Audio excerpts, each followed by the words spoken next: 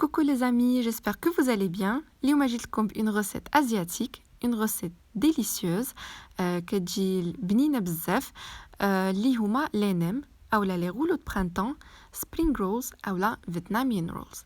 هاد لا recette d'origine vietnamienne كتجي لذيذة بزاف وماشي صعيبة في التحضير. خليكم معنا نشوفوا الطريقة والمقادير. اول حاجة غادي نحتاجوها في هاد لا recette واللي هي les vermicelles de riz ولا غالي دو ري.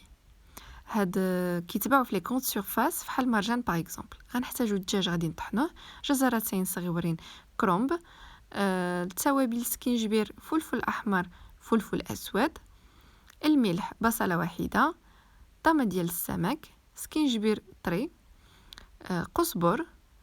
غنحتاجو هاد لي 3 صوص اللي هي صلصه السمك او نيوك مام، صلصه المحار او لا صوص دي زويتر، وصلصة الصوجا لا صوص صوجا و لي شامبينيون. من الأحسن يكونوا فري، ما كانوش نعملوا المعلب. الوغ على بركة الله غادي نبداو بلا غوسيت ديالنا.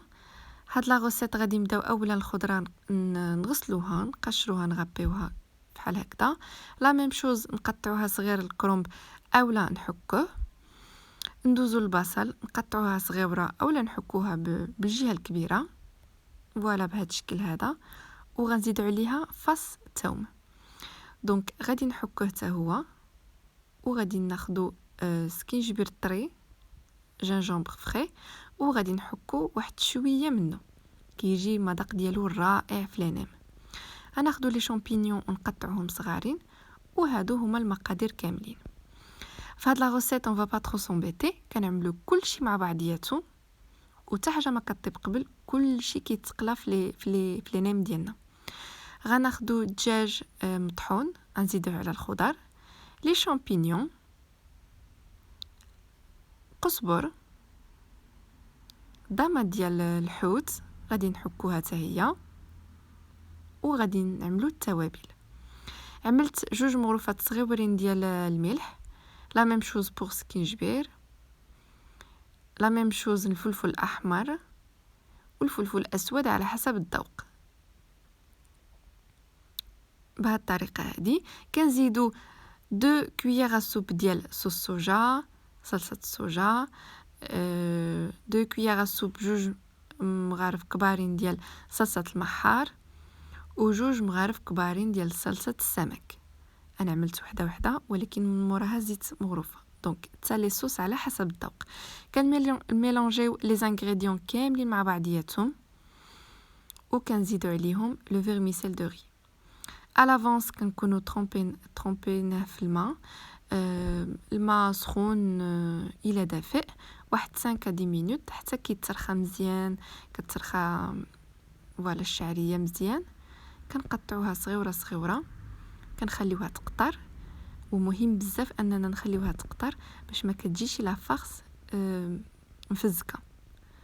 فوالا بهذا الشكل هذا. وكنزيدوها على لا فارس ديالنا. كانت عندنا لا فارس شويه كنعملو ان بو د فيرميسيل، كانت عندنا بزاف كنعملو لو فيرميسيل بزاف. لو برينسيپ هاد لا غوسيت هو تكون الخضره كتر من الدجاج، يعني كتر من اللحم. فوالا نخلطوا جميع المكونات مع بعضياتها، واخر مرحله هي نلويو لي نيم ديالها.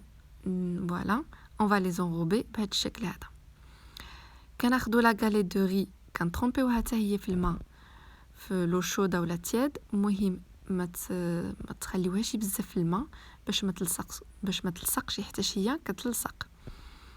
فوالا بهذا الشكل هذا. عينا معاها حتى تخفف شويه، تطلق راسها شويه.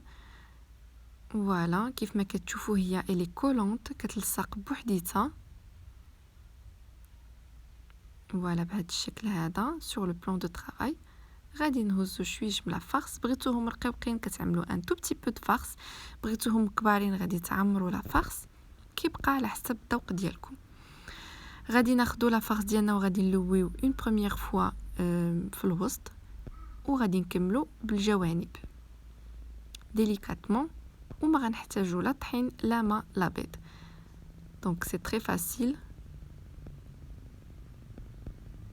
on va enrober de cette façon بهذا الشكل.